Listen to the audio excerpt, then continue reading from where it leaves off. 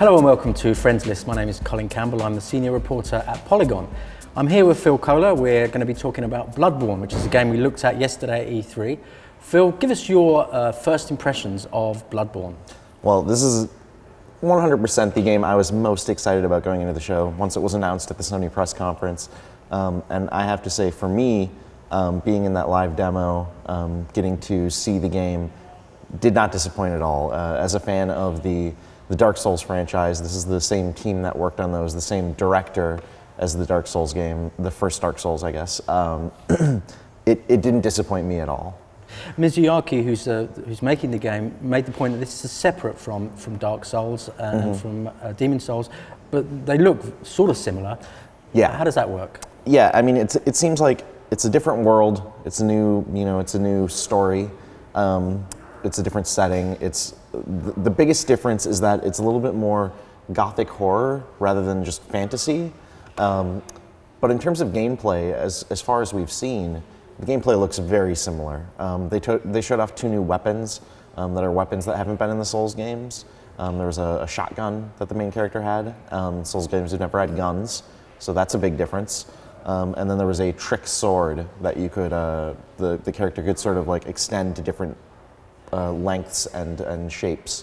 So those are really interesting tweaks on the formula, but yeah, it still seems like it's in that same lineage as the Souls games. It still seems like it controls very similarly. And what is the formula about these games? And for those of us who don't play them very much, the sense is that they're really, really hard and they take lots of practice. That's basically the bottom line, right? Yeah, I think the thing that draws me into the Souls game, draws a lot of people into the Souls games, is it's that sense of achieving something. It's the ability to, you're going through this level, it's really difficult, you encounter like a ton of tough enemies and like a really crazy giant boss at the end, and you're thinking the whole time like there's no way I can get through this, there's no way I can get through this, and then when you finally are able to get through it, it just feels amazing. And certainly from the presentation, Miyazaki said that's his plan with Bloodborne as well. He said he wants the combat to be very difficult. He wants it to feel like, he said he wants every battle to end with you thinking to yourself, thank God I survived that. And the world is that dark, grimy, quasi-Victorian city. I think it's called Yharnam. Yes. It looked like an interesting place to explore. Yeah, I really like the setting. I'm really into I think From Software does horror really well. And in previous Souls games, there have been like little hints at that. There have been like single areas that kind of capture that feeling, but never a full game. So I'm really interested to see what they can do from that perspective. One of the things I really liked about what we saw of the city of Yharnam is something that fans of Dark Souls I think will appreciate as well. In the demo, they started in kind of a small alcove area, and you could see bits of the city all over. And obviously, those bits that we saw at the start, by the end of the demo, they had traveled to some of them. So it was like, you could see a bridge off in the distance under the moonlight, and that's actually where the demo ends, is you get to that bridge and fight a boss on it. That sense of like, seeing things off in the distance in Dark Souls and knowing like, I'm gonna get there one day, has always been a really cool, really important thing for that series. What do you think he's trying to do this time that's different, that he hasn't done before? That's a really good question, and it's really hard to say from what we've seen, other than, like I said, that sense of horror. Miyazaki did say during the demo they have some new ideas for online. Online's always been a big part of the Souls games as well, in terms of being able to summon in people to help you, or being invaded by people who want to hurt you. He made it sound like they have some twists on that they're trying something new, but they also weren't ready to talk about what that is yet. So it's hard to say in that respect. In terms of what we do know is different, 100% for sure, he said the combat in this game, though it looks like it's similar to the Souls games, he says it's going to be more aggressive. In the Souls games, a lot of people get used to, they walk everywhere with their shield raised. They're very slow to approach enemies, very cautious. He said in this game, enemies are going to come right after you. They're going to be in large groups. So you have to take a more aggressive stance. You have to not hold back at all.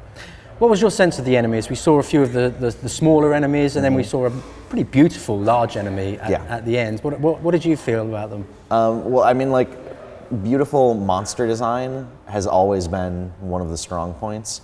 I think the coolest thing that we saw in our demo were these like raven crow monsters that were like, they looked like you're walking down the street and it's like a dead bird lying there. But then when you get close, it suddenly springs to life, and it doesn't have the ability to fly, but so it just kind of like comes at you, like crawls at you. Those seem like those will be a really fun and terrifying monster to fight. I think it's interesting that the main enemy in the game, or the main enemy in the demo that we saw, is just sort of these citizens of the city of Yharnam who are cursed and who are basically like turning into like just full of bloodlust. They're carrying like torches and pitchforks, literally. So it's like this really like almost like straight out of like Frankenstein, this idea of like a angry mob coming after you. I think that's a really interesting idea, and we saw in the demo like some very large crowds of them. In this case, in the demo, Miyazaki avoided that large crowd and kind of went around them and until they left. But I definitely was wondering, like, I wonder if you can just like run right in and just try and like take on this huge crowd, and like what happens in that case. It's interesting that they started with fairly standard medieval fantasy in terms of the setting. They've moved to gothic horror. Do you think that there's an opportunity here to take this sort of gameplay, which is fairly unique, very popular, and move it into new genres and new areas? Yeah, absolutely. I absolutely do think so. I think this is going to be, I think Bloodborne is going to be a big test of that, particularly with something like, we mentioned adding guns. Like you're adding in shotguns. I guess we've only seen shotguns. Presumably there might be other types as well.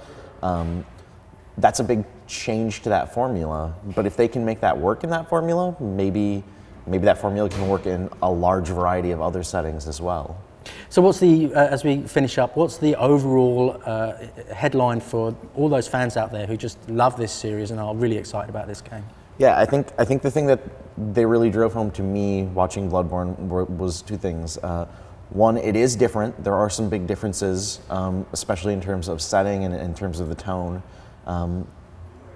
But it is still in that same lineage of Souls games. It still feels like, at least I say that without having played it, but from what I saw, it still feels like a Souls game.